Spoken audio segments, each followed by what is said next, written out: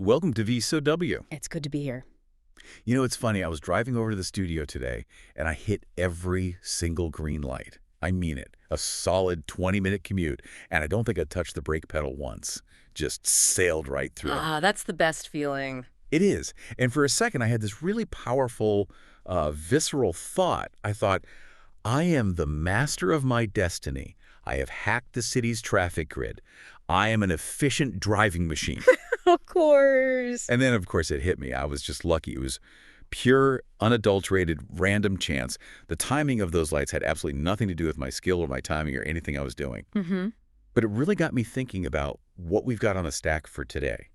Because it's this huge, almost, I don't know, terrifying question of agency. How much of our lives, our careers, our big scientific breakthroughs, even our sense of ourselves as good or bad people is actually under our control? Right. And how much of it is just hitting a string of green lights? Well, you've just described the fundamental tension of I think, the entire human experience. We all want to believe we're in the driver's seat. Philosophers have a term for it. They call it the control principle. The control principle. And it's right. really intuitive. It's the idea that we are responsible for the things we do, but, and this is the key part, we are only responsible for what is actually under our control. So if I work hard, I succeed. If I make good choices, I'm a good person. Simple cause and effect. Exactly. It's the absolute bedrock of meritocracy. It's the bedrock of our entire justice system. You know, you did the thing, so you face the consequences. Right. If I accidentally drop a vase, I'm clumsy. Right. But if I pick it up and throw it against the wall, I'm malicious. The action, my control over it is what matters. That's the idea. But today we are going to, I think, seriously dismantle that idea. Or at the very least, we're going to put it under a very powerful microscope and start looking for the cracks. I'm ready. Because we have a stack of sources today that, when you put them all together, they really suggest that this control principle is, I mean, at best, it's a comfortable fiction we tell ourselves. And at worst, it might be totally wrong. Wow. Okay. We're going to be looking right at that central conflict, the battle between our desire for control and the, frankly, undeniable reality of luck. And this isn't just going to be like a philosophy hour. You've pulled together a really wild mix of sources for this. You tried. We've got a massive empirical study on, and you have to hear this to believe it, on library shelving and how a change in cataloging rules might have changed the course of 20th century science. It's a fantastic natural experiment, just a perfect setup for this question. Then we have some pretty heavy philosophical treatises on something called moral luck, which I will admit kept me up last night reading them. They tend to do that. It's a very sticky concept. And we've got reports on career success that will make you look at your entire resume in a new light. And then, just to completely shift gears, we have a super technical paper from Boeing Research and Technology about how engineers use math to predict things going spectacularly wrong. It feels like a diverse stack, I know, but there's a singular mission here. The goal for this deep dive is to really understand the mechanics of the unexpected. The calculus of chance. The calculus of chance. Yeah, we're going to explore how you can cultivate good luck, what we call serendipity, and then on the flip side, how you can use mathematics to predict and hopefully prevent bad luck, catastrophic failure. So we're going from the dusty library bookshelf to the courtroom to the airplane cockpit all in one go. We are. And I think what we're going to find is that the rules for dealing with luck, they change dramatically depending on which of those rooms you're standing in. Okay, let's dive in. I want to start with the fun stuff, before we get to the existential dread part of the program. A wise choice. Let's talk about the happy accident.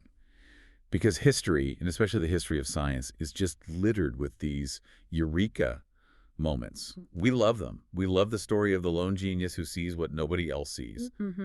But the sources we have today, they really push back on that. They suggest these aren't just light bulbs going off in a vacuum. No, not at all. They're almost always a convergence, a collision of different unrelated factors that just happen to intercept at the right moment. Right. Okay, so let's take the classic example, Isaac Newton. The story we all learned in elementary school is, boy sits under a tree, an apple falls on his head, and boom, the theory of gravity is born. The cartoon version of science, exactly. It's simple, it's clean, it's memorable. It's a great story. It's iconic for a reason. But our source material, particularly the work by a historian named Richard Gahn, points out this one crucial detail that gets left out of the picture books. The most important question isn't, why did the apple fall? The question is, why was Isaac Newton sitting in an orchard in the first place? I mean, this was one of the greatest minds of his generation. Why wasn't he at his desk? Why wasn't he in a lecture hall at Cambridge? He was on vacation? Uh, Taking a break? He was home because Cambridge University was effectively shut down, boarded up. And then why was it shut down? Oh, right, the plague. Exactly. The Great Plague of 1665. I mean, this wasn't a snow day. This was a world-altering catastrophe. People were dying in the streets of London. Society had ground to a halt. That's some serious circumstantial luck, as the sources call it, but in the darkest possible way. It is. If the plague doesn't hit England, Newton is back at Trinity College. He's probably bogged down with administrative duties. He's tutoring undergraduates. He's focusing on the standard, Aristotelian curriculum of the day. He's dealing with busy work. He has meetings to go to. He has meetings. He doesn't have the mental space. The quote-unquote happy accident wasn't just the apple falling. It was the global pandemic that gave him a period of enforced, unstructured, isolated time. They call it his annus mirabilis, his year of wonders. And in that quiet, in that stillness, he had the time to just sit and stare at an apple and ask a really profound question. And not just about gravity. That's when he did his foundational work on optics and invented calculus, all because he was essentially in quarantine. So no plague, maybe no theory of universal gravitation, at least not then. Or at least not in that form and not from him. Maybe someone else gets to it 20, 30 years later. But the specific explosive breakthrough of Newton was directly contingent on a biological disaster that he had zero control over. That just completely reframes the whole lone genius narrative. It's not just about raw brain power. It's about having the opportunity and the availability to use it. And the stack has more of these. Let's talk about Alfred Nobel. We know him for the Peace Prize, obviously. Yeah. But the money for that prize came from, well, from inventing things that blow up. From dynamite, yes. But the discovery of blasting gelatin, which is actually a much safer and more powerful explosive than standard dynamite, that came from a moment of pure chance, a personal injury, actually. This one's pretty visceral. He cut his finger, right, in the lab. He did. He cut his finger on a piece of broken glass. And by all accounts, it wasn't just a little paper cut. It was a nasty slice, painful enough that it was keeping him awake at night. Okay. So he'd done what people did at the time. He applied a substance called collodion to the wound. It's basically a liquid bandage, a nitrocellulose solution that dries into a protective film. So you can just picture him, he's lying in bed, his finger is throbbing, he can't get to sleep. Exactly, and he's just staring at the ceiling in pain. And because he's wide awake when he shouldn't be, his mind starts to drift. And it drifts to this big problem he'd been wrestling with at work. How to stabilize nitroglycerin. Right. Nitroglycerin is famously terrifyingly unstable. It explodes if you look at it the wrong way. He needed to find a way to turn it into a paste or a gel to make it safe to transport and handle. And because he's awake, in pain, probably looking at his bandaged finger in the dark, he makes the connection. Yeah. He has the flash of insight. He realizes that the collodion he's using to dress his wound, this gummy, sticky nitrocellulose substance, might be the perfect stabilizing agent to mix with the nitroglycerin. So he gets out of bed? He gets out of bed, goes straight to the lab, mixes the two substances, and voila, blasting gelatin. If he hadn't cut his finger, or if the cut hadn't been painful enough to cause insomnia, he might not have made that specific connection on that specific night. And maybe never. It's literally no pain, no game in the most specific chemical sense possible. The pain created the conditions for the discovery. And then there's my favorite one from the sources, the story of Louis Pasteur and the chicken cholera vaccine. Because this one is just a beautiful story of someone messing up at their job. It's the ultimate example of error leading to truth. One of the most famous examples in all of science. So set the scene. Pasteur is studying chicken cholera, a deadly disease in poultry. He is. And he instructs his assistant, a man named Charles Chamberlain, to inject a group of chickens with a fresh culture of the cholera bacteria before they both go away on holiday. But pretty straightforward instruction. Do this before you leave. But the assistant, he doesn't do it. He forgets. Or he gets lazy, or he runs out of time. We don't know the exact reason. But the result is that he leaves the culture of bacteria just sitting out on a laboratory windowsill. For the entire vacation. For weeks. In the summer heat, it's getting cooked by the sun. It's being exposed to the air and oxygen. It's basically spoiling. So when they get back, the assistant, probably terrified of admitting his mistake, decides to just use the old culture anyway. Right. He probably thought, well, maybe it'll still work and I won't get fired. So he injects the chickens with this old, spoiled, weakened culture. Yep. And nothing happens. The chickens get a little bit sick, maybe, but they don't die. Okay, so failed experiment. That's what they thought. But here's the crucial step. The genius of Pasteur wasn't in the mistake, it was in the follow-up. They didn't just throw those chickens out and start over with a fresh batch of birds. Mm-hmm. A few weeks later, they injected those same chickens with a brand new, full-strength, absolutely lethal culture of the bacteria. And the chickens survived. They were completely fine. The spoiled culture. Yeah. It had immunized them. It had acted like a vaccine. The assistant's incompetence created the world's first attenuated live vaccine. The mistake of leaving the culture out had weakened the bacteria just enough that it could trigger an immune response without causing the disease. So if the assistant had been a perfect employee, if he had followed the standard operating procedure to the letter. There is no vaccine. There is no breakthrough. Competence, in this case, would have actually prevented the discovery. That's the ultimate irony. It is. But this brings us to the core analysis that runs through all these stories. These aren't just random lottery wins. The historian Gahn, he defines this kind of accidental discovery as the convergence of three distinct things. Okay, what are they? Preparation, opportunity, and desire. Preparation, opportunity, desire. Newton had the preparation. He'd been studying math and physics for years. The plague gave him the opportunity, the free time, and he had the desire, the burning curiosity to understand the universe. Nobel had the preparation in chemistry. The cut finger was the opportunity, and the desire was to solve the nitroglycerin problem. And Pasteur, of course, had the famous quote about this. Yeah. He said, "Chance favors only the prepared mind." That is the line. That's the sentence that really haunts this entire deep dive. Chance favors only the prepared mind.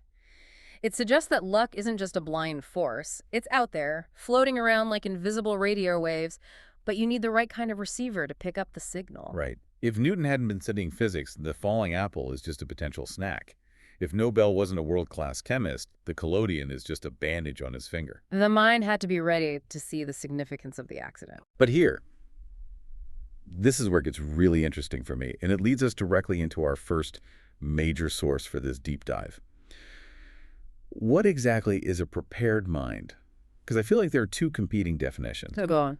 Is a prepared mind someone who knows absolutely everything there is to know about one tiny specific subject, the world's leading expert on chicken cholera bacteria, or is it someone who knows a little bit about everything, a generalist? That is the fundamental debate, isn't it? Is the key to discovery deep, narrow focus, or is it broad, open curiosity? And usually we just have to argue about it with anecdotes. But not today. Not today. Today we have something much better. We have the library experiment. I love this study so much. It's from a paper titled Serendipity in Science, and the authors are Nam, Murciano Goroff, Park, and Funk. And it all centers on something that sounds incredibly boring, but turns out to be scientifically seismic. It sounds like the driest topic imaginable. The Anglo-American Cataloging Rules, 2nd edition, or as the librarians call it, AACR2. It does sound dry. But for a social scientist, a change like this is pure gold. It's what's called a natural experiment. You couldn't design a better study if you tried. Okay, so set the stage for us. What happened? What was this great upheaval in the library world? Right, so you have to picture the late 1970s, early 1980s. Scientific research is a physical act. There is no Google Scholar. There is no searching a PDF on your computer. Right, you have to physically go to the library. You walk in, you smell the old paper, you go to the wooden card catalog, you look up your topic, and you find a call number. Then you walk into the stacks, find that number on a shelf, and pull down a heavy bound journal. And that whole system of organization was based on the first edition of the rules, AACR1. A system that generations of scientists had grown up with. They knew where everything was. Exactly. They had a mental map. But then a group of bureaucrats, not scientists, this is key, it was librarians and administrators, they decided to update the rules to AACR2. The goal was just to standardize how titles were alphabetized and categorized across the entire English-speaking world. So this wasn't a scientific decision. They weren't saying, oh, molecular biology and computer science are merging, so we should put those journals next to each other. No, nothing like that. It was strictly bureaucratic. A classic example is a journal called, say, the Journal of the American Medical Association. Under the old rules, it might be filed under J for journal. Under the new rules, they decided to ignore the journal of, and file it under A for American. So a journal that had sat in the same spot, on the same shelf for 20 years, was suddenly moved. Maybe 3 rows over, maybe to a completely different floor. And crucially, the journals that were sitting next to it also changed. Suddenly, the American Journal of Physics, which used to be next to the American Journal of Physiology, might now be sitting next to the American Journal of Political Science, purely by alphabetical chance. And the scale of this study is just immense. We're talking about 2.3 million publications, over 500,000 scientists at 115 different universities. The data set is incredible. And the best part is that the shift from ACR1 to ACR2 happened at different times at different universities. Some libraries updated in 1980, some not until 1985 or later. So you can compare the before and after for specific scientists at specific schools. You can see exactly what happens to their research when the physical architecture of their information is suddenly and randomly changed. It isolates the variable perfectly. So this brings us back to the big question. Who is the prepared mind? The study cleverly breaks down the scientists into 2 basic categories: the open mind and the experienced mind. Right, and it's important to define them clearly. The open mind is defined in the paper by unfocused attention. These are the scientists who, if you look at their publication history, they cite a really wide range of sources. They're the grazers. Yeah, intellectual butterflies. Exactly. They're the ones who might be going to the shelf to get a paper on laser physics, but they get distracted by a journal on marine algae because the cover photo looked cool. They are, by nature, willing to explore non-conforming information. And the experienced mind. The experienced mind is the specialist. They're defined by deep foundational knowledge in one specific domain. They cite the canon, they read the top 5 journals in their field, and that's it. They know their lane, and they stay in it. They're efficient hunters, not grazers. Okay. So the library shifts. The books move. Chaos ensues. The grazers versus the hunters. Who won? The results were, truly shocking, and frankly, a bit of a damning indictment of hyperspecialization. The open scientists, the grazers, they thrived. Really? Absolutely. When the journals moved, when this friction was introduced into their research process, they were between 3 and 7% more likely to cite unfamiliar journals in their work. So they literally walked to the shelf to find their usual physics journal, saw it was gone, or saw this new political science journal sitting there instead, and they said, what's this? And they picked it up. That's exactly it. They used the difficulty, the friction of finding their familiar book as an opportunity to explore. And because of that, their work started to become more innovative. They started connecting ideas across previously disconnected disciplines. Okay, so what happened to the experienced scientists, the deep experts? They struggled badly. When the friction increased, when they couldn't immediately find their book, they didn't explore, they did the opposite. They doubled down. What do you mean? They started relying more on their familiar core citations, and they started citing older papers more frequently. So they retreated into their intellectual comfort zone. Completely. They essentially said, this is too much trouble. I can't find the new issue of my journal, so I'll just cite the classic papers I already have photocopied on my desk. The friction didn't spark curiosity for them. It just created a barrier. They saw the library change as an annoyance to be overcome, not an opportunity to be embraced. That's profound. It suggests that deep expertise can actually become a kind of blindness. It can make you blind to serendipity. It can create a powerful tunnel vision. You become so efficient at finding what you know you need that you completely stop seeing all the other interesting things you might need, but don't know it yet. This study had a metric for this, right? The CD index? Yes, the consolidating versus destabilizing index. It's a clever way to measure a paper's impact. A consolidating paper is one that builds on the existing foundations of a field. It cites the big, famous, canonical papers. It strengthens the current paradigm. It's incremental progress. It's incremental, important, but not revolutionary. A destabilizing paper, on the other hand, is one that disrupts the paradigm. It brings in new ideas from outside. It cites obscure, disconnected things. It introduces something genuinely new that forces the field to rethink its assumptions. And the open scientists, after the library shift, they produced significantly more destabilizing papers. They were the innovators. The deep experts, after the shift, produced more consolidating work. They just kept polishing the same ideas. So if you want a breakthrough, you need to be willing to get lost in the library. Yeah. Literally. You need to let your eyes wander off the path. You need to embrace the friction. I think the big takeaway from this incredible study is that friction in the search for information is a double-edged sword. It helps those with broad interests, but it seriously hinders those with a narrow, deep focus. And it implies that in our modern world of hyper-efficient search algorithms. Yeah. Google give you the exact answer you're looking for. Yeah. Maybe we're losing something. We might be engineering serendipity right out of the system. Efficiency can be the enemy of discovery. Wow. I love that. Efficiency is the enemy of serendipity. Makes me want to go home and just randomly rearrange my bookshelf. Or take a different route to work tomorrow. Exactly. But, okay, let's take this concept out of the library and bring it into the office, because the stack also has a fascinating source on luck in career success. And there's a study here of 682 managers that is, I don't know, it's both comforting and terrifying at the same time. This is the study by Legrand and Nashberger and their colleagues. And they did something very simple. They just surveyed hundreds of managers about the role that chance events played in their careers. And the big headline number is pretty staggering. It is. 62% of the managers they surveyed reported that a significant chance event had a major influence on their career trajectory. 62%. So nearly 2 out of every 3 managers are basically admitting, hey, I didn't plan this. This wasn't some grand 5-year plan. My career was shaped by a random meeting or a lucky phone call or an accidental conversation. It really undermines the idea of the carefully plotted career path. But here's where it gets really interesting, because when we think of lucky chance events in a career, we assume it's all positive stuff.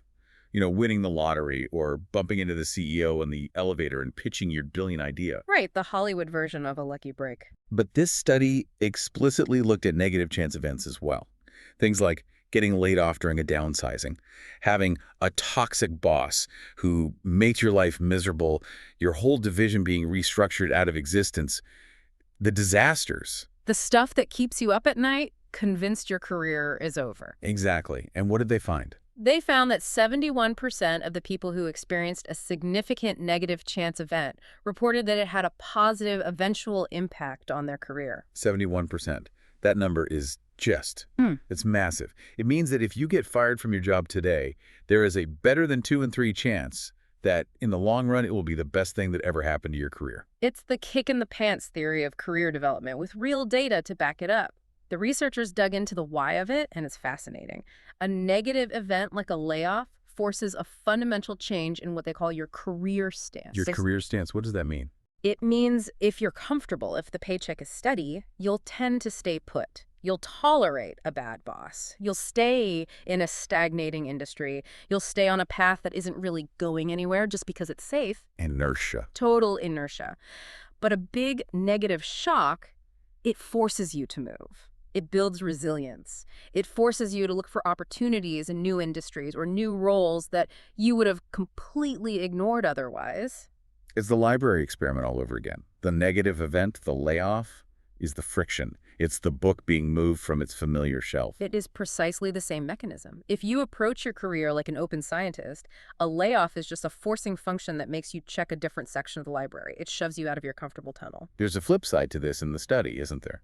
They identified a specific profile of person they call the luckless. Yes, this was a really interesting subgroup. These were the people who reported no significant chance events in their career. No big lucky breaks, but also no big disasters. They just worked, clocked in, clocked out year after year. The steady eddies, the grinders. Right. And on paper, you'd think their careers would be the most successful, the most stable, but they weren't. They consistently earned less money.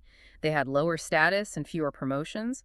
They tended to get stuck in middle management. Nope. But they also reported significantly lower levels of burnout and much higher levels of psychological well-being. So that's the trade-off. It's a genuine paradox. You can have the exciting, high-flying, high-status career, but you have to be willing to ride the roller coaster of luck, the exhilarating highs and the terrifying lows. You have to accept the risk of the crash to get the thrill of the ride. Or you can have the stable, less stressful, luckless career, but you might top out early and feel a sense of stagnation. It poses a really provocative question for anyone listening. Is the stress of constantly riding the wave of luck the necessary price of high achievement?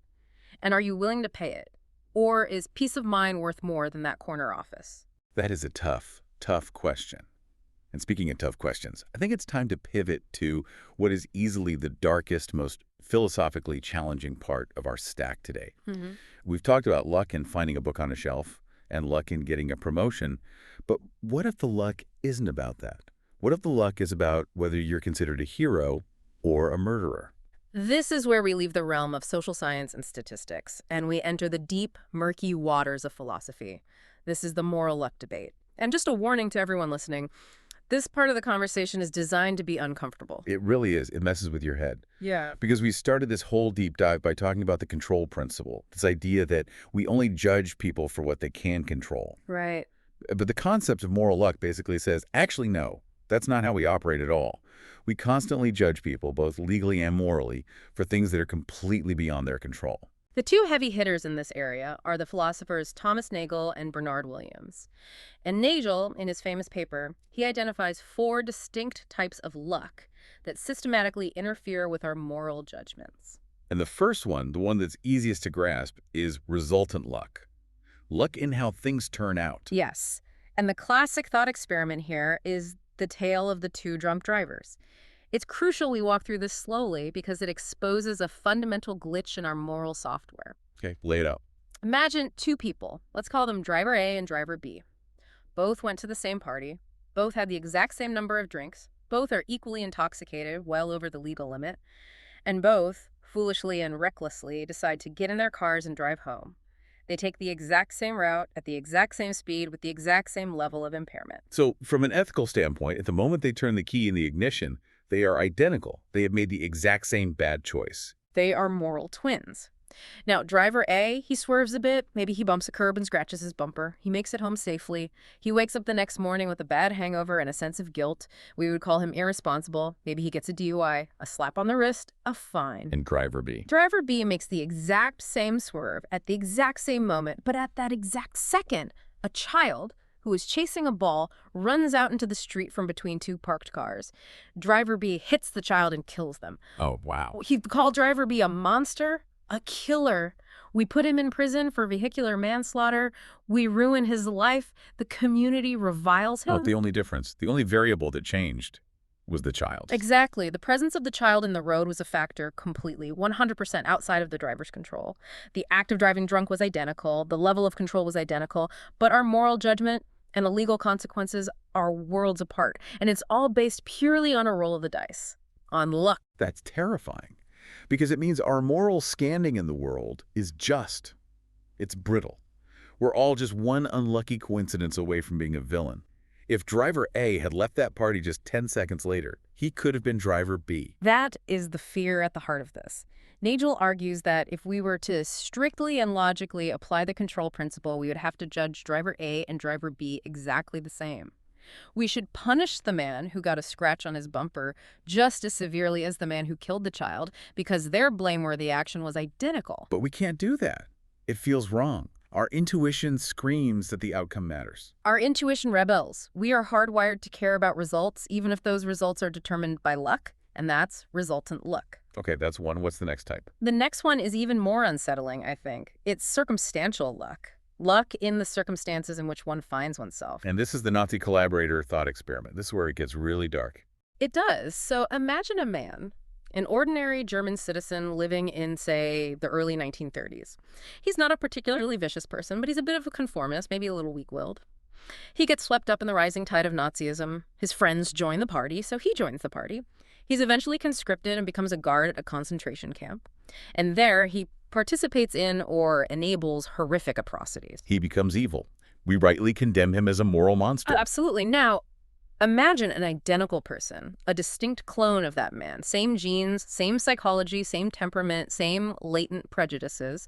But in 1929, before the Nazis rise to power, his company transfers him to a new office in Argentina. Oh. He spends the entire war working a quiet office job in Buenos Aires. He lives a gentle life. He marries, has children. Maybe he reads the news from Europe and makes some vaguely anti-Semitic comments at the dinner table, but he never actually hurts anyone. He dies a beloved grandfather. They're the same person, fundamentally. Yeah, they are the same person. The only difference is circumstance. The man in Argentina was simply lucky enough never to be tested. He was lucky enough to not be placed in the moral crucible that would have revealed his capacity for evil. So it forces you to ask yourself, how many of us who consider ourselves good people are just people who have been lucky enough to avoid the circumstances that would make us do bad things. That's the profoundly uncomfortable question that circumstantial luck forces upon us. How much of our virtue is just a product of our good fortune? It gets worse, doesn't it? There's constitutive luck. Constitutive luck. This is luck in who you are, the kind of person you are. It's your genes, your upbringing, your innate temperament. Things you had absolutely no say in. None. Some people are just naturally born more patient, more empathetic, less prone to anger. They didn't earn those traits. They won the genetic lottery. So if you're born with a short fuse and a biological propensity for violence, maybe due to brain chemistry or deep childhood trauma, and you work your entire life to control it, but you slip up once, are you morally worse than someone who was born calm and never even had to try? It seems unfair to say yes. It does. And the final one, causal luck, is basically the entire philosophical problem of free will. If every action is just the result of a long chain of prior causes stretching back to the Big Bang, is anyone truly responsible for anything? But we can set that one aside for now. Okay, so if you take all this seriously, if you subtract the results of your actions, your circumstances, your very personality, what is even left of you to be judged? That is Nagel's devastating conclusion. He calls it the extensionless point. If you systematically strip away everything from a person that is due to luck, the responsible self that we can praise or blame just shrinks and shrinks until it becomes a tiny, dimensionless, extensionless point. We essentially vanish. We just leaves in the wind. That is an incredibly bleak conclusion. It is, and yet we can't live that way. We have to have a legal system. We have to have a moral code. We can't just throw up our hands and say, well, it was all just luck, and let the drunk drivers go free. So we live in a state of contradiction. We preach the control principle, but we practice a morality based on luck. We accept the paradox because the alternative is a total collapse of social order. It's a pragmatic contradiction. But it should make us think. It raises a huge question for the legal system. For example, the model penal code in the United States actually tries to grapple with this. How so? It suggests that an attempted murder should be punished just as severely as a successful murder. Because the intent was the same. Exactly. The only reason the victim lived was luck. The gun jammed, the bullet missed by an inch, a bird flew in the way. Why should the shooter be rewarded for their good luck in failing? But our common intuition, the gut feeling of a jury, almost always rebels against that. We want blood for blood. We insist that the outcome, the result, has to matter. Okay, that's heavy. We've gone from friction in the library is good for science all the way to you might only be a good person because you were lucky enough to move to Argentina. It is quite the journey. But it just goes to show how pervasive and powerful this force of luck is. It's not just about winning money. It's about the very fabric of who we are. But I want to pivot again, because we've talked about embracing luck and discovery, and we've talked about fearing luck and morality. But there's a group of people out there whose entire job is to fight luck, to strangle it, to beat it into submission with mathematics. And now we are talking about safety engineering, specifically the world of aerospace. Right.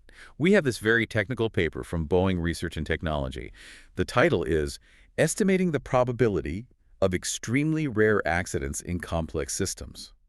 And the mindset in this paper is the polar opposite of everything we've discussed so far. It's a complete 180. In the library, you want openness. You want to stumble upon things. On the flight deck of a 747. You absolutely do not want serendipity. You do not want the pilot saying, ooh, I wonder what this button does. No. Or, let's explore this new uncharted flight path just for fun. The phrase, let's embrace the friction, is not something you want to hear from your captain at 35,000 feet. Definitely not. In this domain, luck is the enemy. The goal is what you could call the anti-serendipity. You want to eliminate the unexpected entirely. And the fundamental problem they face is the problem of the black swan. Extremely rare events. Unbelievably rare events. The target safety level for a catastrophic failure in modern aviation is often set at 10 to the power of -9 per flight hour. Which is 1 in a billion. 1 in a billion. Now just think about that from a testing or simulation perspective. If you want to test if your new autonomous aircraft software is safe and the fatal accident it might cause only happens once every billion hours of flight, you have a serious problem. You can't just run the simulation for a billion hours. You can't. You could run a standard simulation, what's called a Monte Carlo simulation, for millions of hours. You could have supercomputers simulating flights 24/7 for decades, and you would very likely see 0 accidents. And you'd think, great, our system is perfectly safe. But you'd be wrong. All it means is you haven't rolled the dice enough times. You just haven't stumbled upon that 1 in a billion edge case yet. In aviation, you cannot wait for bad luck to happen in the real world to learn from it. The cost in human life is too high.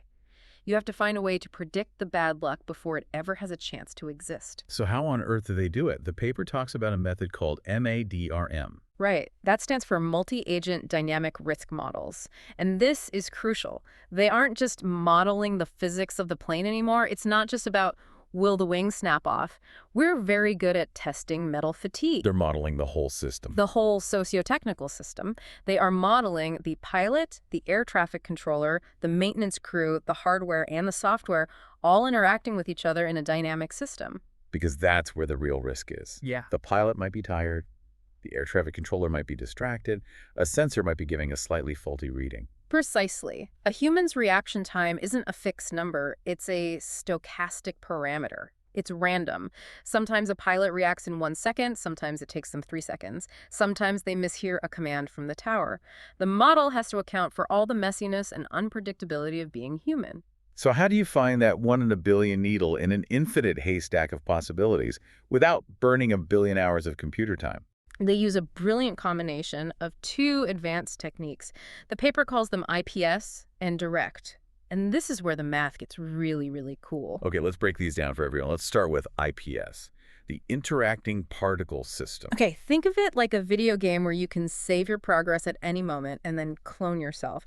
Imagine you start by running, say, 1,000 simulations of a flight at once. These are your particles. 1,000 parallel universes of the same flight. Exactly. Now, in 990 of those simulations, everything goes perfectly. Smooth sailing, they land safely. Those simulations are boring. They don't teach you anything new. Right. But maybe in 10 of those simulations, something slightly risky happens. The wind picks up unexpectedly, or the pilot is a bit slow to react to a warning light.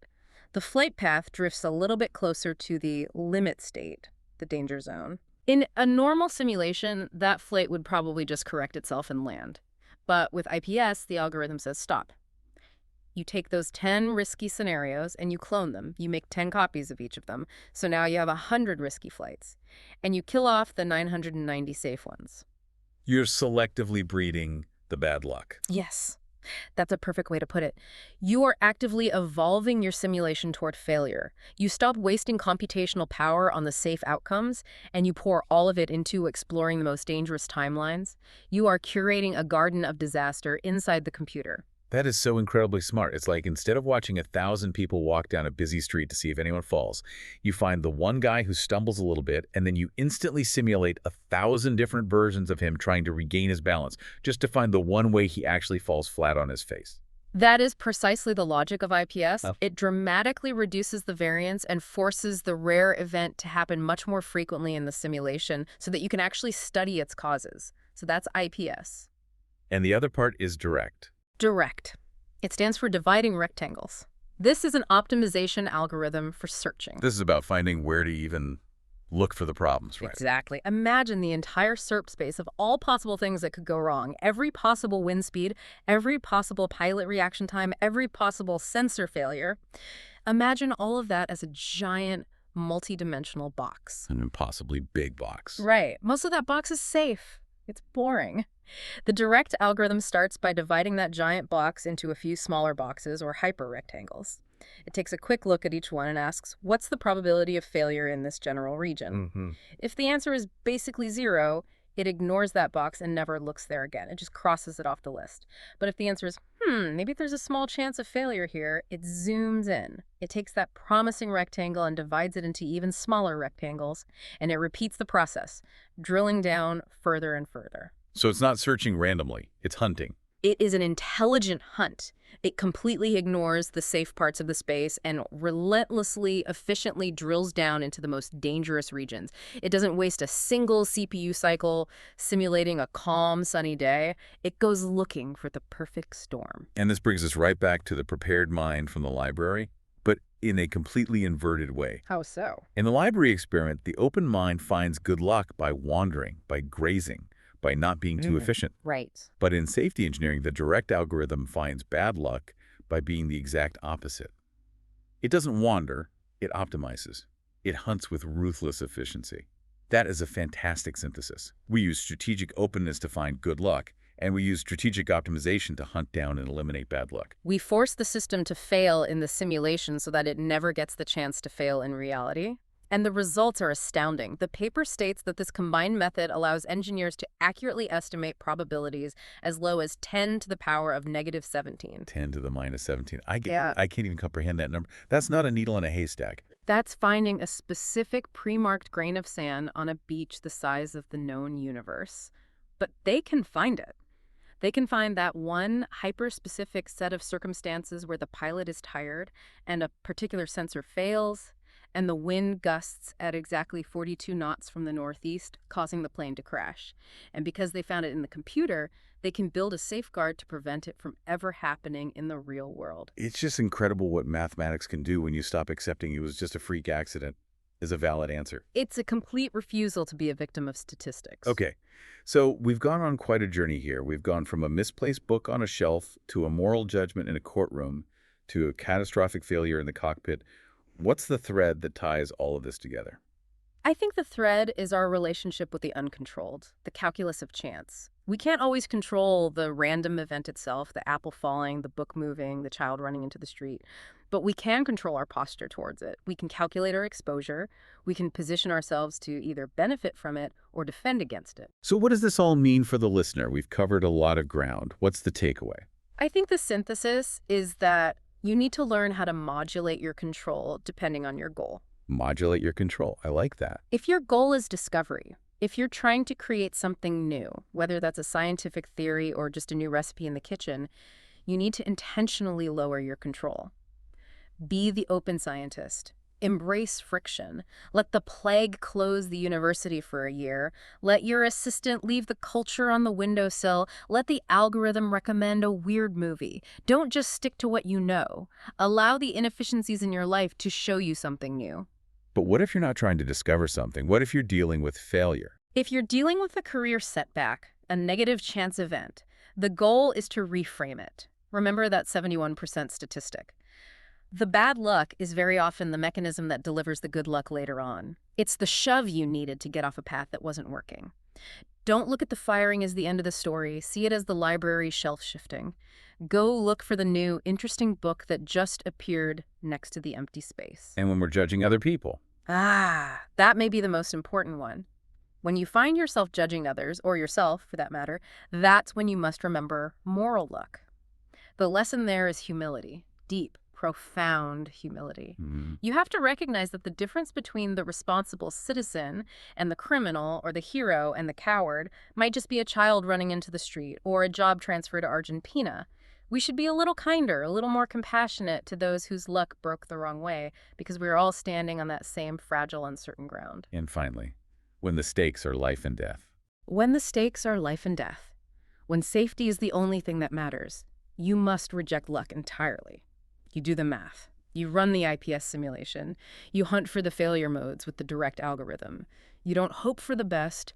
You rigorously simulate the absolute worst. You become the anti-serendipity machine. I love that. It's like a toolkit for reality, a different strategy for each domain of life. It is. So a final thought, a challenge for everyone listening. The next time you hit a stumbling block, a moved book, a lost job, a near miss in traffic stop, and ask yourself, is this a disaster? Or is this the friction my prepared mind needs to find a brand new path? And perhaps, just as importantly, be a little kinder to those you see whose luck just happened to break the other way. This has been The Deep Dive. Keep your mind prepared.